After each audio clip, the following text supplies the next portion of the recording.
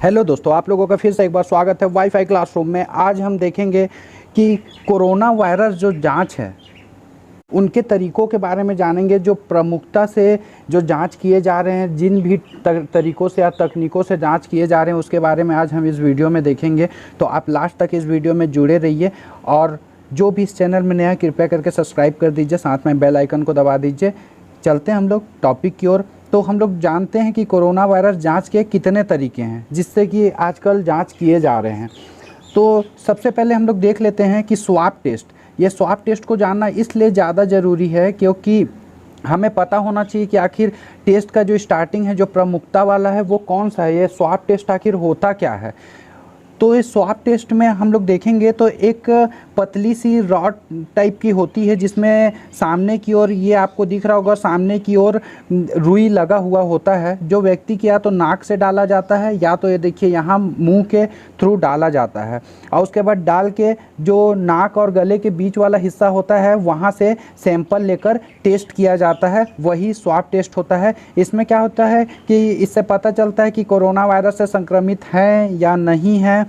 तो यह जो गले के बीच वाला हिस्सा होता है, देखिएगा आप लोग, ये गले के जो बीच वाला हिस्सा होता है, नेज़ल कैविटी से जब हम लोग अंदर जाएंगे तो यहाँ पास स्वेब होता है जो नेसोफेरिंक्स के ऊपर में होता है। तो या तो मुंह से या तो नाक के थ्रू अंदर रॉड को डालकर उसके थ्रू वहाँ से स्वैब को निकाला जाता है और उसी के माध्यम से टेस्ट किया जाता है।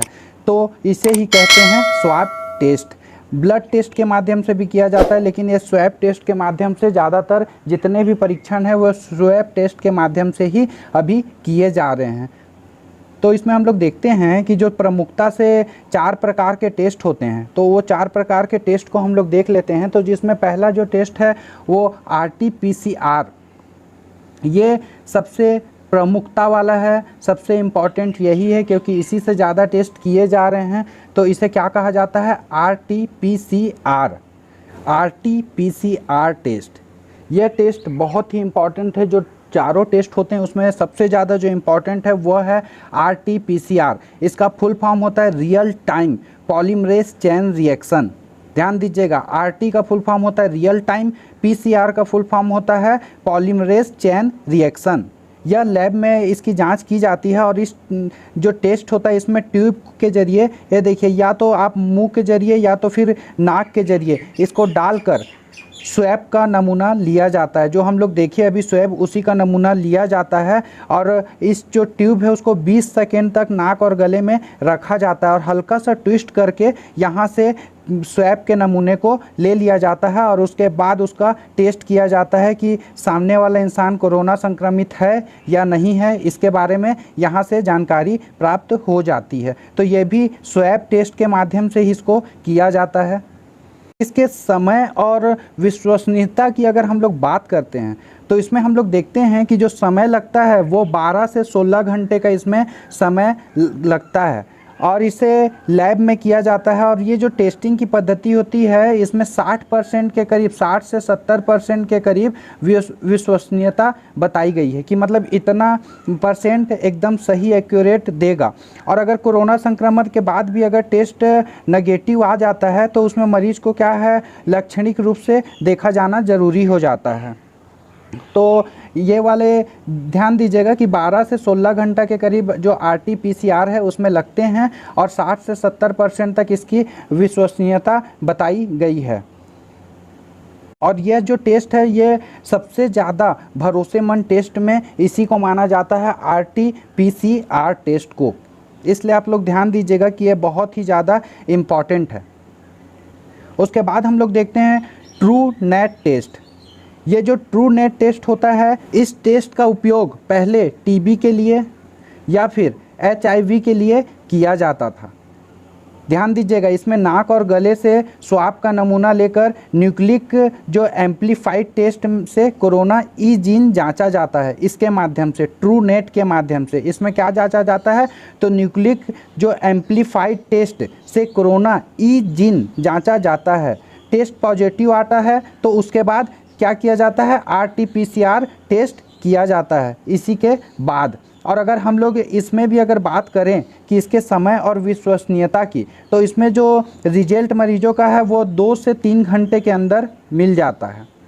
और जो इसमें भी अगर विश्वसनीयता की बात करें तो इसमें क्या है 60 से 70% इसकी विश्वसनीयता बताई गई है। इसमें क्या है कि जो 60 से 70% मरीजों में संक्रमण की संभावना इसके आधार पे बताई जाती है। तो एक तरीके से यह भी एक अच्छा टेस्ट है। लेकिन अगर ये टेस्ट में पॉजिटिव आ जाता है तो उसके बाद RT-PCR टेस्ट एक बार करा लेना चाहिए, जिससे कि और कंफर्म हो जाए।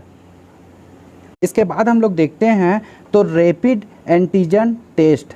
ये रैपिड एंटीजन टेस्ट होता है जो वो किसी इलाके या समुदाय में कितनी तेज़ी से संक्रमण फैलने की आशंका है, यह जांचने के लिए इस टेस्ट का सहारा ज़्यादातर लिया जाता है। इसमें ब्लड या तो स्वैब नमूने लेकर टेस्ट किट के केमिकल में डुबाकर इसका जो है वायरस की जांच इसके थ्रू किया जाता है। रैपिड एंटीजन टेस्ट है, या इसी को शॉर्ट में बोलते हैं रैट। इसके माध्यम से केमिकल के माध्यम से इसकी वायरस की जाँच की जाती है, ये रैपिड टेस्ट के माध्यम से।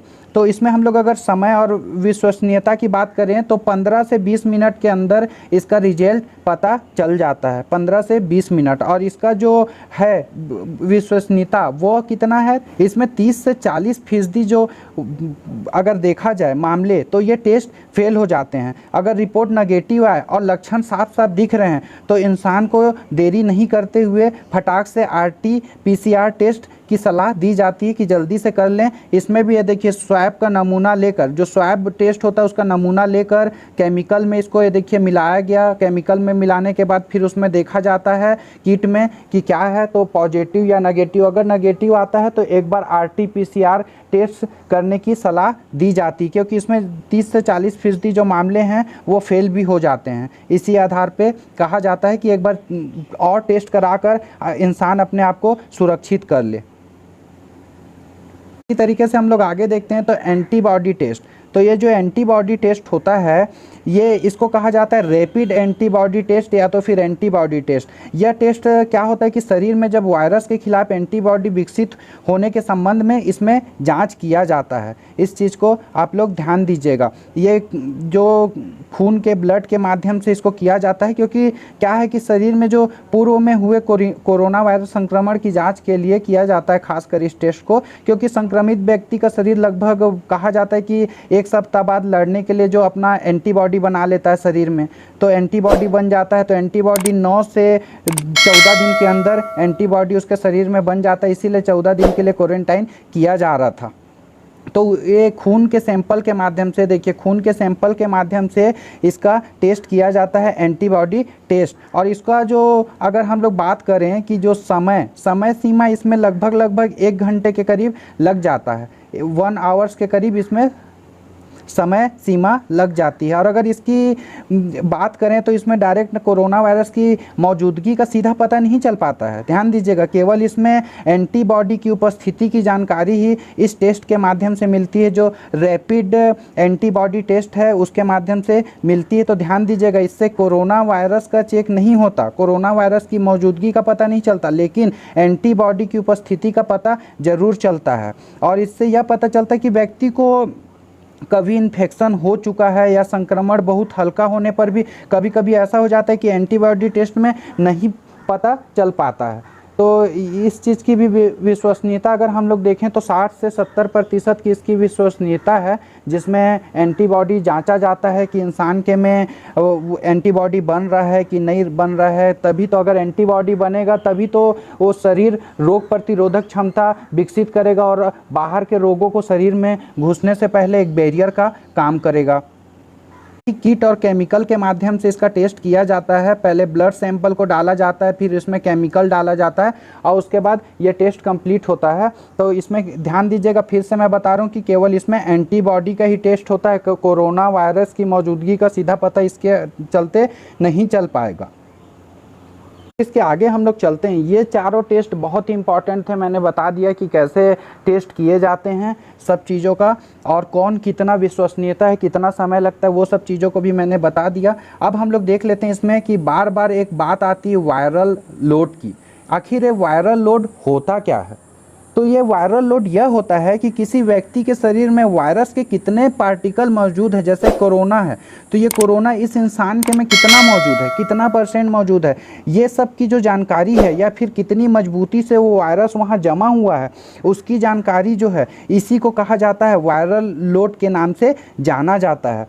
इसलिए इसे जांचा जाता है ताकि पता चल सके कि व्यक्ति में जो संक्रमण फैलने के लिए वायरस कितने मिनिमम पार्टिकल्स चाहिए, मतलब कितने कम पार्टिकल से भी कोरोना फैल सकता है। इस चीज़ की जानकारी हमको वायरल लोड के माध्यम से मिल सकती है, या इनकी मात्रा ज़्यादा होने से क्या संक्रमण तेज़ी से फैल सकता है, ये सब की जो जानकारी है। तो इंसान के में कितना संक्रमण फैला है ये वायरल लोड से पता चलता है, लेकिन अभी तक इसका पता नहीं चल पाया है कोरोना वायरस में। विशेषज्ञ का बस कहना यह है कि और अगर वायरल लोड ज़्यादा मात्रा में है, ज़्यादा हो गया है, तो उन लोगों को ज़्यादा खतरा है जो उम्र दराज हैं, या फिर जो पहले से किसी रोग की वजह से जिन लोगों का प्रतिरोधक क्षमता बहुत ही कमज़ोर हो चुका है, वैसे लोगों पे कोरोना वायरस ज़्यादा अटैक करेगा। तो ये वायरल लोड को निकाला जाता है, विशेषज्ञों द्वारा पता किया जाता है कि आखिर कोरोना अगर फैल रहा है तो कितना मिनिमम से मिनिमम अगर वायरस है तो भी फैल सकता है, या फिर अगर ज़्यादा से ज़्यादा हो गया तो फिर कितनी तेज़ी से फैल रहा है, ये सब किससे पता चलता है, तो वायरल लोड से। लेकिन कोरोना के विषय में अभी वायरल लोड के लिए क्वेश्चन मार्क लगा है। डॉक्टर विशेषज्ञ इसकी परीक्षण में लगे हुए हैं, लेकिन अभी तक कोई रिजल्ट नहीं आ पाया है। तो आप लोग सुरक्षित रहिए, सावधान रहिए और सतर्क रहिए, क्योंकि ये कोविड-19 का अब समाचार में भी आप लोग देख रहे होंगे कि महाराष्ट्र में तीसरा जो कहर है, तीसरा कहर चालू हो गया है। मतलब कोरोना का बोला जाए तो एक लहर के रूप में जो दूसरा बोला जा रहा था, अब तीसरा भी आ गया है। 10,000 लोग वहाँ, 10,000 बच्चे भी संक्रमित हो गए हैं। तो इसलिए आप लोग सेफ रहिए, सुरक्षित रहिए, 2 गज की दूरी बना के रखिए। तो इसी तरीके से टॉपिक ख़त्म होता है। मिलते हैं नए वीडियो के साथ। धन्यवाद दोस्तों।